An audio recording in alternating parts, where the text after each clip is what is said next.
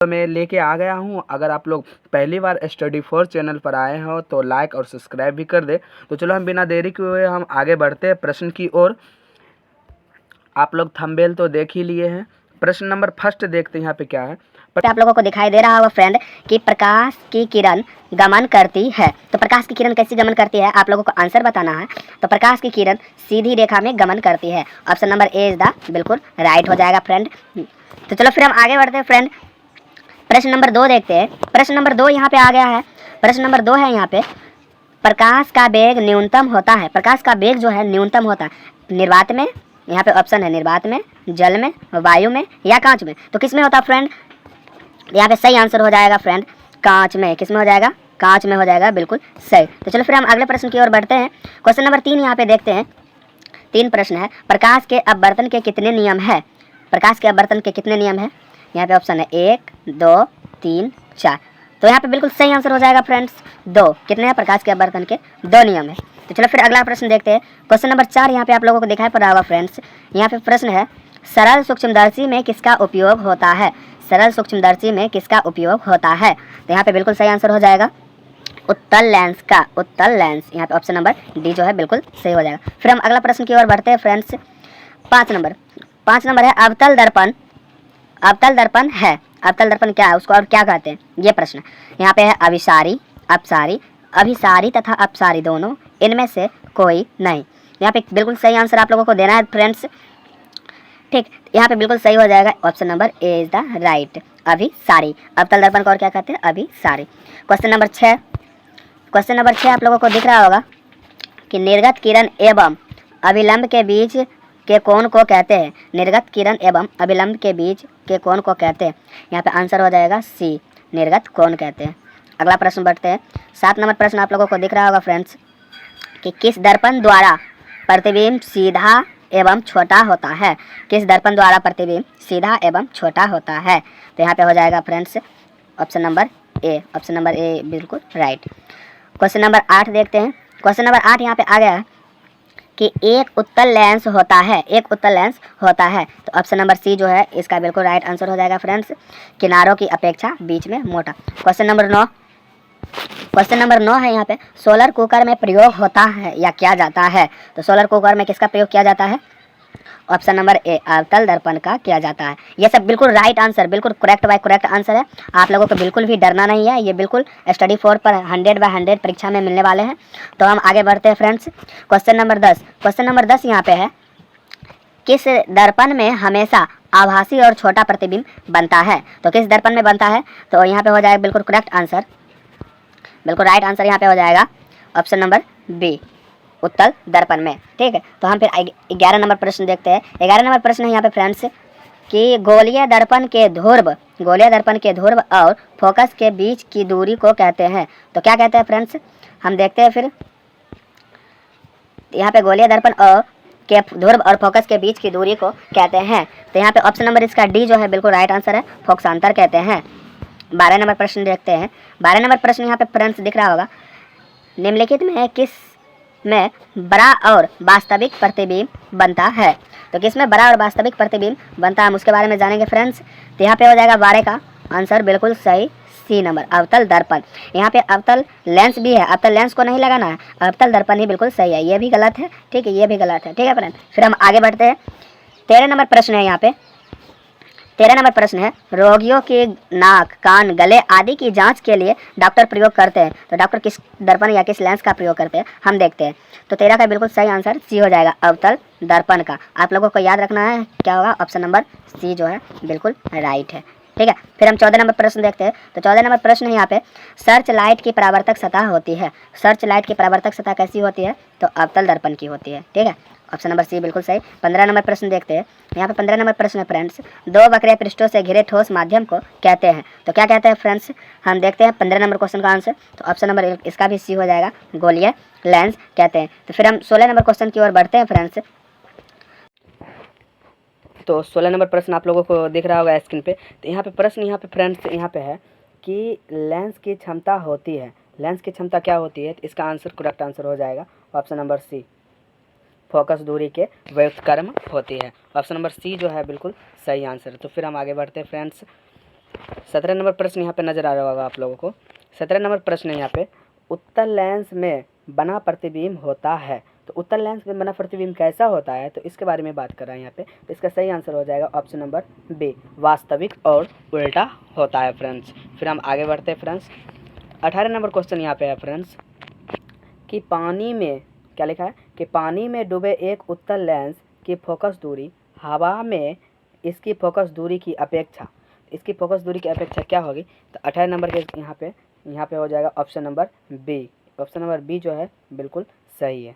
ठीक है, तो 19 नंबर क्वेश्चन की ओर बढ़ते हैं और हम देखते हैं 19 नंबर क्वेश्चन क्या है। 19 नंबर क्वेश्चन है यहाँ पे, समतल दर्पण द्वारा बना प्रतिबिंब हमेशा, समतल दर्पण द्वारा बना प्रतिबिंब हमेशा, तो हमेशा क्या होता है। तो 19 का यहाँ पे बिल्कुल सही हो जाएगा आंसर, ऑप्शन नंबर बी, काल्पनिक होता है। आप लोग ऑप्शन पढ़ लीजिएगा, उसके बाद आंसर टिक कीजिएगा। 20 नंबर प्रश्न देखते हैं और 20 का आंसर जो यहाँ पे होने वाला है बहुत अच्छा तरह से आप लोगों को पता होगा क्योंकि आप लोग पढ़ चुके हैं। इसका आप लोग कमेंट में बताइएगा कि हजामत बनाने के लिए प्रयोग होता है। हजामत बनाने के लिए कौन सा दर्पण या कौन सा लेंस आप लोगों को पता होगा, अगर पढ़े होंगे तो बताइएगा कमेंट फ्रेंड्स। फिर हम बढ़ते हैं। ओके,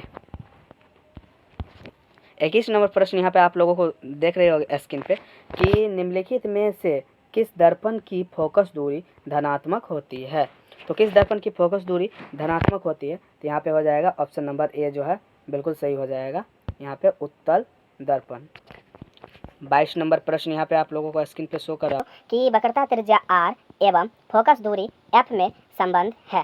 तो वक्रता त्रिज्या r और फोकस दूरी f में संबंध क्या होता है, तो यहाँ पे बिल्कुल सही आंसर हो जाएगा option number A. Option number A यहाँ पे क्या है, तो आप लोग थोड़ा देख लीजिए। यहाँ पे लिखा है f बराबर r बटे 2, यहाँ पे r बटे 2 लिखा है। ठीक है फ्रेंड, तो इसको आपको याद रखना है। ठीक, फिर हम आगे बढ़ते हैं फ्रेंड्स। 23 नंबर क्वेश्चन यहाँ पे आप लोगों को नजर आता होगा फ्रेंड्स कि किसी वस्तु का आवर्धित प्रतिबिंब बनता है, किसी वस्तु का आवर्धित प्रतिबिंब बनता है। तो ऑप्शन नंबर सी जो है बिल्कुल सही हो सकता है कि अवतल दर्पण से किसी भी वस्तु का कैसा प्रतिबिंब बनता है, आवर्धित। अगर आप लोग पहली बार अगर चैनल पे आए होंगे तो प्लीज़ सब्सक्राइब आप लोग जरूर कर लीजिएगा। ठीक, और लाइक और शेयर भी कर दीजिएगा फ्रेंड्स। तो चलो हम आगे बढ़ते हैं बिना देरी किए हुए। 24 नंबर प्रश्न आप लोग देख रहे होंगे कि यहाँ पे है, प्रत्येक लेंस के 2 वक्रता केंद्र होते हैं क्योंकि क्या होता है, क्योंकि प्रत्येक लेंस के 2 वक्रता केंद्र होते हैं क्योंकि। इसका क्या आंसर है, तो आंसर हमको चूज करना है। तो इसका बिल्कुल सही आंसर हो जाएगा friends option number A, lens की 2 वक्र सतह होती है। 25 नंबर प्रश्न यहाँ देखते हैं फ्रेंड्स। 25 नंबर प्रश्न है, काल्पनिक प्रतिबिंब होता है, काल्पनिक प्रतिबिंब हमेशा होता है, कैसा होता है, तो आपको बताना है 25 का आंसर। तो इसका बिल्कुल करेक्ट आंसर आप लोग सही बता रहे हैं, ऑप्शन नंबर ए, सीधा होता है। ठीक, तो फिर हम आगे बढ़ते हैं फ्रेंड्स। 26 नंबर प्रश्न। तो 26 नंबर प्रश्न आप लोगों को देख रहे होंगे कि उत्तल दर्पण से बना प्रतिबिंब होता है। तो उत्तल दर्पण से कैसा प्रतिबिंब बन सकता है, आप लोगों को बताना है बिल्कुल सही आंसर। तो यहाँ पे 26 का जो करेक्ट आंसर होगा ऑप्शन नंबर ए, काल्पनिक एवं छोटा। अगर कोई भी क्वेश्चन का आंसर गलत टिक हो रहा है तो आप लोग कमेंट में जरूर बताइएगा फ्रेंड्स। फिर हम आगे बढ़ते हैं। 27 नंबर प्रश्न है यहाँ पे कि किस लेंस का उपयोग कर दीर्घ दृष्टि को संशोधित किया जा सकता है। किस लेंस का हम प्रयोग करके दीर्घ दृष्टि दोष को हम क्या कर सकते हैं, हटा सकते हैं, संशोधित कर सकते हैं। तो यहाँ पे बिल्कुल सही आंसर हो जाएगा यहाँ पे ऑप्शन नंबर बी जो है बिल्कुल सही, उत्तल लेंस। यहाँ पे उत्तल लेंस बिल्कुल सही आंसर है फ्रेंड्स। फिर हम 28 नंबर प्रश्न की ओर देखते हैं। आज हम कुल 50 प्रश्न को हम देखने वाले, कुल 50 प्रश्न को, इसलिए आपको लास्ट तक बना रहिएगा दोस्तों। तो चलो हम 28 नंबर प्रश्न देखते हैं। निम्नलिखित में किस में बड़ा और वास्तविक प्रतिबिंब बनता है, तो मतलब किस दर्पण में बड़ा और वास्तविक प्रतिबिंब बनता है, इसकी चर्चा हो रही है। ठीक, तो यहाँ पे बिल्कुल सही आंसर होने वाला है ऑप्शन नंबर सी जो है बिल्कुल सही, अवतल दर्पण में बड़ा और वास्तविक प्रतिबिंब बनता है। तो फ्रेंड्स हम 29 नंबर प्रश्न देखते हैं यहाँ पे क्या है। तो 29 नंबर प्रश्न को हम देखते हुए यहाँ पे, तो यहाँ पे 29 नंबर प्रश्न है कि निम्नलिखित में किस दर्पण द्वारा किसी वस्तु का वास्तविक प्रतिबिंब प्राप्त किया जा सकता है। तो किस दर्पण के द्वारा हम किसी भी वस्तु का वास्तविक प्रतिबिंब प्राप्त कर सकते हैं, तो इसका सही आंसर हो सकता है ऑप्शन नंबर सी, अवतल दर्पण के द्वारा। तो हम अवतल दर्पण के द्वारा किसी भी वस्तु का वास्तविक प्रतिबिंब क्या कर सकते हैं, प्राप्त कर सकते हैं। तो 30 नंबर क्वेश्चन फटाफट देखते हैं। 30 क्वेश्चन तक हम आ चुके हैं। क्वेश्चन देखते हैं, उत्तल लेंस में जब बीम एफ और 2f फ्रेंड क्या है, f और 2f के बीच रखा जाता है तब प्रतिबिंब होता है। तब कैसा प्रतिबिंब होता है आपको बताना है बिल्कुल सही आंसर, क्योंकि आप लोग 10th के एग्जाम देने वाले हैं, इसलिए आप लोग को पता होना चाहिए इसका सही आंसर क्या होगा। ऑप्शन है यहाँ पे बड़ा और वास्तविक, छोटा और वास्तविक, छोटा और काल्पनिक, बड़ा और काल्पनिक। इसका बिल्कुल सही आंसर हो जाएगा फ्रेंड्स ऑप्शन नंबर ए, बड़ा और वास्तविक। तो इस प्रकार हम 31 नंबर प्रश्न की ओर हम बढ़ते हुए यहाँ पे प्रश्न देखते हैं क्या है, प्रकाशिक माध्यम कितने प्रकार के होते हैं? तो प्रकाशिक माध्यम के कितने प्रकार होते हैं? तो इसका सही आंसर हो जाएगा 3। ऑप्शन नंबर सी जो है सी बिल्कुल सही आंसर है फ्रेंड्स। फिर हम 32 नंबर प्रश्न की ओर बढ़ते हैं। 32 नंबर प्रश्न यहाँ पे है कि उत्तल दर्पण में, सॉरी फ्रेंड्स गलत हो गया, यहाँ पे लिखा होगा कैसा, उत्तल दर्पण में कैसा प्रतिबिंब बनता है। ठीक, तो ये प्रश्न है बिल्कुल सही। तो यहाँ पे उत्तल दर्पण में कैसा प्रतिबिंब बनता है आपको ये बताना है। तो 32 के यहाँ पे हो जाएगा बिल्कुल आभासी। क्या हो जाएगा? आभासी। ऑप्शन नंबर बी जो है बिल्कुल सही हो जाएगा फ्रेंड्स। 33 नंबर प्रश्न यहाँ पे कौन सा लेंस अभिसारी लेंस भी कहलाता है? कौन सा लेंस अभिसारी लेंस भी कहलाता है? तो ये प्रश्न है 33 नंबर। ठीक है फ्रेंड्स, अगर आपको पता है तो आंसर दीजिए, तो वरना हम फिर बता ही रहे हैं फ्रेंड्स। तो यहाँ पे बिल्कुल इसका सही आंसर हो जाएगा उत्तल लेंस। उत्तल लेंस को और हम क्या कहते हैं? तो अभिसारी लेंस भी कहते हैं फ्रेंड्स। ठीक है, तो चलो फिर हम आगे बढ़ते हैं फ्रेंड्स। 34 नंबर प्रश्न यहाँ पे है कि तालाब का जल कम गहरा दिखाई देने का कारण है। तालाब का जल कम गहरा दिखाई देने का कारण है। तो 34 का जो आंसर होने वाला है बिल्कुल सही डी, धुरबन के कारण। धुरबन क्या होता है हम एक और वीडियो बनाएंगे, उसमें बताएंगे धुरबन क्या होता है यहाँ पे, और अपवर्तन क्या होता है, विवर्तन क्या होता है, परावर्तन, इस सब के बारे में हम डिटेल से अगले वीडियो में मैं चर्चा करने वाले हूँ। ठीक है फ्रेंड्स, तो चलो फिर हम आगे बढ़ते हैं। 35 नंबर प्रश्न यहाँ पे है कि निम्न में से कौन सा पदार्थ लेंस के लिए प्रयुक्त नहीं किया जाता है? यहाँ पे गौर करने वाली बात है कि नहीं किया जाता है, इस पे ध्यान देना फ्रेंड्स। ऑप्शन यहाँ पे है फ्रेंड्स जल, कांच, पीतल, इनमें से कोई नहीं। जल, कांच, पीतल, इनमें से कोई नहीं। तो 35 को जो बिल्कुल सही आंसर होने वाला है ऑप्शन नंबर सी जो है बिल्कुल सही आंसर है, पीतल। 36 नंबर प्रश्न की ओर बढ़ते हैं। 36 नंबर प्रश्न फ्रेंड्स, एक गोलीय दर्पण की फोकस दूरी +20 सेंटीमीटर है, तो यह गोलीय दर्पण कैसा है? तो यह गोलीय दर्पण कैसा है? तो ये सॉल्यूशन करने वाला प्रश्न है फ्रेंड्स, तो सॉल्यूशन अगले वीडियो में मिल जाएगा। यहाँ पे आंसर इसका हो जाएगा ऑप्शन नंबर डी। क्या हो जाएगा? ऑप्शन नंबर डी, इनमें से कोई नहीं। अगर आपको पता है तो कमेंट में दीजिएगा। 37 नंबर प्रश्न फ्रेंड्स, यहाँ पे वह गोलीय दर्पण जो बाहर की तरफ वक्रित हो कहलाता है, उसको हम क्या कहते हैं? तो ऑप्शन नंबर सी जो है बिल्कुल सही हो जाएगा, उसको हम उत्तल दर्पण कहते हैं। 38 नंबर प्रश्न यहाँ पे है फ्रेंड्स, वाहनों के साइड मिरर में किस दर्पण का प्रयोग किया जाता है? वाहनों के साइड मिरर में किस दर्पण का प्रयोग किया जाता है? तो ऑप्शन नंबर सी जो है बिल्कुल सही हो जाएगा फ्रेंड्स, उत्तल दर्पण। आगे बढ़ते हैं। 39 नंबर प्रश्न, निम्न में से किस लेंस की फोकस दूरी धनात्मक, यहाँ पे याद रखना है दोस्तों, धनात्मक लिखा है, धनात्मक होती है। किस लेंस की फोकस दूरी धनात्मक होती है? तो ऑप्शन नंबर ए जो है बिल्कुल इसका सही हो जाएगा।